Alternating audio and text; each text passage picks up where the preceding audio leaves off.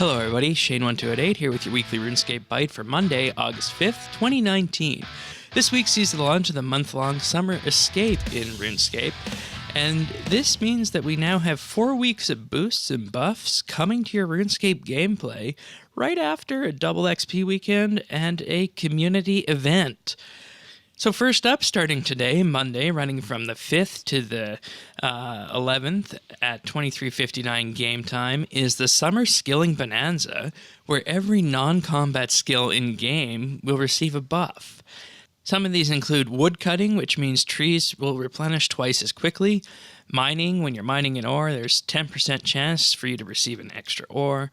Cooking, 5% reduced chance to burn food, Iron Man excluded with this one. Fletching, 25% increased fletching experience, Iron Man excluded once again. Herblore, 2.5% chance to save a secondary ingredient when mixing potions, Iron Man excluded again. Runecrafting, increased node spawns and double reward points at the RuneSpan. These are just a few of them, but you can find the most of them in the news post that's linked down below.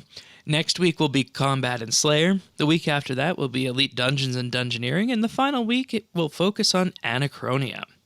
Now with this, there's also a whole selection of weekend buffs coming into game, and these include 1 additional free clue scroll reroll per day, double skill outfit fragments, double Menaphos rep, double Thaler, double Slayer points, half boss instance costs, and a chance at receiving mystery boxes when skilling or killing. Also with this, the player-owned farm is getting a boost throughout the entire month of August, running for this entire event, and chances are with this, it'll coincide with the changes, or as they are, nerfs, to the player-owned farm to, in effect, soften the blow a little bit. So let's just see what we're getting with the farm on this.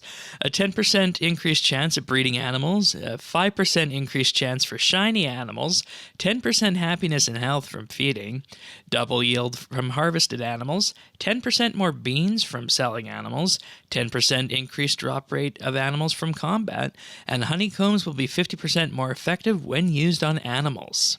Moving on to the patch notes this week, some more changes here and there for Anachronia. Yes, they're still looking at that a month after release. The flags on Anachronia buildings will now wiggle in the wind. You can also start a big game hunter encounter with bait in your Beast of Burden rather than having it be in your inventory. For big game hunter, the amount of traps destroyed is now consistent when choosing to skip or watch the cutscene in multi-spawn encounters, so a bit of an edge case there on that bug. Moving on to some combat changes, you can no longer use double surge or double escape in free-to-play. Items that are not valid to be affected by the effect of the Lucky Hazelmere Signet Ring will no longer display a chat message saying that they were affected. The damage from the Eldritch Crossbow special attack now works against the pillars in the next Angel of Death encounter, and Attuned Crystal armor body and leg prices have been reduced by 50 Tardian crystals in Angoff's Crystal Armor Shop. Some other changes this week include that Trapper Fragments can now be obtained from grenwalls, Super Compost will no longer be made instantly when using tomatoes on the compost bin, Dark Beasts are now bored of imitating Ganodermic Beasts and once again sound as expected. Player-owned farm extreme skilling potions and flasks can now be used with the Potion Reservoir.